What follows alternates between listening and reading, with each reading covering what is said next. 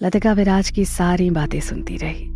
जब विराज बोलते बोलते थक गया और अपने मन में अपने खुद के लिए छुपाई हुई नफरत शब्दों के जरिए बाहर निकाल दी तो लतिका के हाथ पर अपना सिर टिकाकर रोने लगा और रोते रोते कहने लगा, मुझे माफ कर दो लतिका, मैंने सब कुछ खत्म कर दिया। पूरा 1 साल बीत गया पर ना तो मेरा दर्द कम हुआ और ना ही ये गिल्ट। तुम क्या लतिका, अब तो कोई भी नहीं बचा सकता मुझे इस सजा से। और ये सजा जो तुम्हें दिख रही है ना, इससे कहीं बड़ी सजा तो मैं अंदर ही अंदर झेल रहा हूं। अब ना तो कोई मेरा रिश्तेदार कहलाना चाहता है और ना ही मेरे घर वाले मेरी शक्ल देखना चाहते हैं। फिर तुम क्यों मुझ जैसे हथियारे को अपना दोस्त मान रही हो यार? ये कैसी दोस्ती है लतिका जिसमें तुम्हें शायद सब कुछ त्याग देना पड़े, वो भी मुझ जैसे एक गुनहगार के लिए। विराज की इन बातों को सुनकर लतिका ने अपना हाथ सलाखों के भीतर करते हुए विराज के सिर पर रखा और उसके बेतरतीब बिखरे हुए बालों को सहलाते हुए बोली, इस 1 साल में तुम्हें जो कुछ भी झेलना पड़ा उसके लिए I am very very sorry Viraj. पिछले 1 साल में मैंने हर दिन सिर्फ यही सोचकर पढ़ाई की कि मैं सिर्फ तुम्हारे केस की वकालत करने के लिए एक लॉयर बन रही हूँ। फिर आज मैं तुमसे तुम्हारी आज़ादी का वादा तो नहीं कर सकती, लेकिन अपनी तरफ से तुम्हारी सज़ा कम करवाने की पूरी कोशिश करूंगी। विराज, तुम्हें पता है अगले 6 महीनों में मेरी शादी होने वाली है और इन 6 महीनों में अपना हर एक दिन मैं सिर्फ और सिर्फ तुम्हारे ऊपर खर्च करना चाहती हूँ। मैं चाहती हूँ कि जब मैं शादी करके अपनी ज़िंदगी की नई शुरुआत करूँ तब तुम भी यहाँ से आज़ाद होकर अपनी ज़िंदगी की एक खुशनुमा शुरुआत कर सको और बीती सारी बातों को भूलकर अपनी आंखों में नए सपने, नई उम्मीदें जगा सको।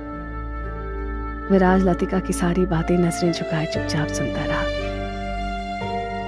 तुम्हें आज भी मुझ पर इतना यकीन है लतिका? और मैं तो इस लायक भी नहीं कि कोई मेरी तरफ सिंपैथी से भी देख ले, और तुम की इस तरह यकीन जता रही हो मुझ पर। कहीं ऐसा ना हो लतिका कि मेरी तरह तुम्हारे हिस्से में भी सिर्फ हार आए। देखो लतिका, ये तुम्हारा पहला केस है। तुम क्यों अपने करियर की शुरुआत केस हार कर करना चाहती हो? और वैसे भी मैंने तुम्हारे लिए कभी कुछ नहीं किया। अरे मैं तो ठीक से अपनी दोस्ती भी नहीं निभा पाया लतिका। दोस्ती क्या, हर रिश्ते को धोखा दिया मैंने। मैं अपनी जिंदगी में अभी तक सिर्फ हारा हूँ, सिर्फ हारा। और अब एक और हार का बोझ नहीं झेल पाऊंगा लतिका।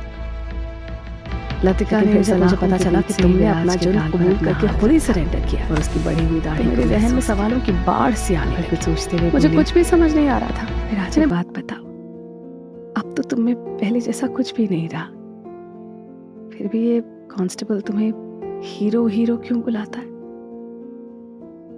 इस अटपटे से सवाल पर विराज हैरानी से लतिका की तरफ देखने लगा। उसको समझ नहीं आ रहा था कि लतिका आखिर उससे क्या कहना चाह रही है। लतिका विराज की हैरानी को समझकर अपनी बात को आगे बढ़ाते हुए बोली, देखो विराज, कुछ चीजें कभी नहीं बदलती, जैसे तुम्हारे ये बिखरे हुए बाल, तुम्हारे ये कैदियों वाले कपड़े, तुम्हारा कमजोर पड़ा शरीर और तुम्हारी ये बढ़ी हुई दाढ़ी। ये तुम्हारे चेहरे की चमक और तुम्हारी स्मार्टनेस को छुपा नहीं पा रहे। वैसे भी तुम्हारा इन गलत परिस्थितियों में फंस जाना, मेरा तुमसे इतने समय तक दूर रहना, ये सब भी हमारी दोस्ती को खत्म नहीं कर सकता। अरे मैं तो वही लतिका हूं जो 4 साल पहले तक तुम्हारे साथ थी, जब तुम्हारे हर सुख दुख का पता तुमसे पहले मुझे चल जाता था। मैं पढ़ाई के सिलसिले में बाहर क्या गई, तुमने तो अपनी पूरी दुनिया ही उजाड़ ली विराज। कम से कम मुझसे डिस्कस तो कर सकते थे ना। तुम्हें पता है विराज, जब मैंने सोशल मीडिया पर तुम्हारे बारे में इतनी सारी खबरें सुनी, न्यूज़ में तुम्हें देखा, तो ऐसा लग रहा था जैसे मैं कोई बुरा सपना देख रही हूँ। मुझे कभी यकीन ही नहीं हुआ। लेकिन फिर जब तुम्हारे पापा से मेरी बात हुई, तब मुझे ये पता चला कि ये कोई बुरा सपना नहीं बल्कि एक डरावनी हकीकत है। विराज देखो, तुम्हारी लाइफ में जो कुछ भी था, कम से कम एक बार मुझे बता तो सकते थे ना। शायद हम मिलकर कोई सोल्यूशन निकाल लेते। लेकिन तुमने मुझे क्या किसी को भी भनक नहीं लगने दी और जाकर अपना गुस्सा उस मानसी पर निकाल दिया, जैसे तुमने अपनी जिंदगी से बढ़कर चाहा था। क्यों विराज? मुझे आज भी याद है विराज, जब तुम मानसी के बारे में मुझसे बातें करते थे तो तुम्हारी आंखों में बिल्कुल बिल्कुल चमक आ जाती थी, जैसे साफ नीले आसमान में चांदनी से खिला हुआ चांद देख लिया। मुझे ये बात बिल्कुल समझ नहीं आई कि जिस इंसान को कोई इतना प्यार करता उसी का मर्डर कैसे कर सकता है। पता है विराज, मुझे तो एक बार ये भी लगा था कि कहीं मानसी को उसके हस्बैंड ने तो नहीं मरवा दिया और उसका इल्जाम तुम्हारे सिर डाल दिया। लेकिन फिर जब मुझे पता चला कि तुमने अपना जुर्म कबूल करके खुद ही सरेंडर किया तो मेरे जहन में सवालों की बाढ़ सी आने लगी। मुझे कुछ भी समझ नहीं आ रहा था। मैंने बहुत बार कोशिश की कि एक बार यहाँ आकर तुमसे मिल लूँ, लेकिन कोर्ट से मुझे परमिशन ही नहीं मिली। आज मैं यहाँ आ पाई हूँ ना तो सिर्फ और सिर्फ तुम्हारे वकील होने की हैसियत से। और अब मैं इस मुलाकात को बेकार नहीं करना चाहती विराट, सो प्लीज मुझे शुरू से बताओ आखिर ऐसा हुआ क्या था तुम्हारे और मानसी के बीच कि तुम्हें उसकी हत्या करनी पड़ी।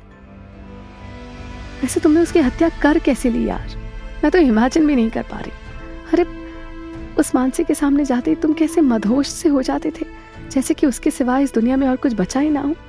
फिर कैसे तुमने उसके ऊपर पिस्टल तान दी? हाँ, तुमने कैसे उसे शूट कर दिया? क्या इसी दिन के लिए तुम शूटिंग चैंपियन बने थे? हाँ विराज, बोलो ना। ये सब पूछते पूछते लतिका लगभग चिल्ला पड़ी। विराज लतिका के इन बेहिसाब सवालों को सुनकर परेशान हो गया। विराज भी लगभग चीखते हुए बोला, बस लतिका बस। मैं इसीलिए पिछले 1 साल से चुप हूं क्योंकि मेरे पास किसी भी सवाल का कोई जवाब नहीं है। मुझे नहीं पता कि मैंने कैसे इन्हीं हाथों से मानसी पर गोलियां चला दी, मुझे नहीं पता। कहते कहते विराज अपने हाथों को सलाखों के ऊपर जोर जोर से मारने लगा और रोने लगा। लतिका ने चोट लग जाने की परवाह किए बिना अपने दोनों हाथों को सलाखों के अंदर करते हुए विराज के हाथों को पकड़कर रोकने की कोशिश की। बस विराज बस, सॉरी, मैं तुम्हें यहाँ परेशान करने या दुखी करने नहीं आई हूँ। मैं तो सिर्फ वो कारण जानना चाहती हूँ जिसकी वजह से मेरा अच्छा खासा पढ़ा लिखा स्मार्ट हैंडसम सा दोस्त एक क्रिमिनल बनने के लिए तैयार हो गया। मेरे सारे सवालों के जवाब सिर्फ और सिर्फ तुम्हारे पास है विराज, और इन्हीं जवाबों में एक उम्मीद है तुम्हारी आज़ादी की और मेरा ये केस जीत जाने की। सो बताओ विराज, प्लीज बोलो क्या हुआ था तुम्हारे और मानसी के बीच।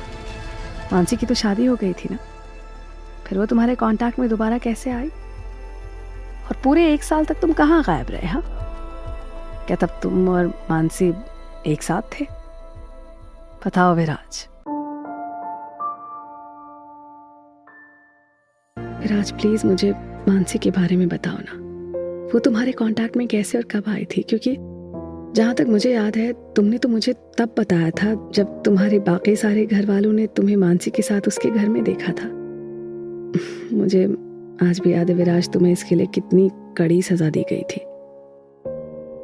सिर झुकाए बैठा विराज लतिका की इस बात पर लतिका की तरफ देखने लगा और हैरानी से बोला, तुम्हें याद है वो सब? कुकू FM हिंदी चैनल को सब्सक्राइब करना ना भूले और बेल आइकन प्रेस करके अगले एपिसोड की नोटिफिकेशन पाएं।